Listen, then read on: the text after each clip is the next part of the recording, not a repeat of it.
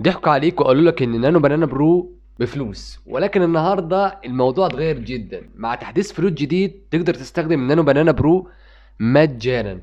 طب ايه الجديد في كده؟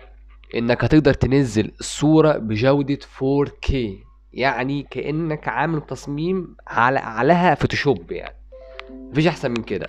فاول حاجة تعال نشوف. زي ما انتم شايفين كده دخلت على فلو، وهنا هحول من نانو بنانا لحد لنانو بنانا برو، وهنا تقدر تتحكم في اللي انت عاوزه. وكمان خليك كمل لاخر الفيديو عشان هقول لك ازاي تتحكم في التصميم بتاعك بعد ما يطلع. مثلا اقول له هنا غير ستايل الصورة، وزي ما انتم شايفين بيطلع نتيجتين الاتنين من نانو بنانا برو، وتختار اللي تعجبك. وزي ما انتم شايفين غير لنا ستايل الصورة زي ما انتم شايفين كده، ولسه الصورة التانية بتطلع اهي. بس مثلا الصورة دي شكلها جميل جدا. تعال اقول لك بقى ازاي تتحكم في الصورة دي. اول حاجة هنا تقدر تحفظها بأي جودة، شايفين لحد فوق لحد 2K.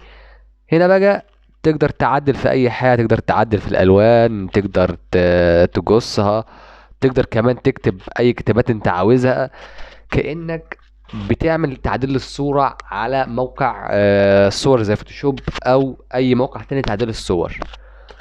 وبس كده.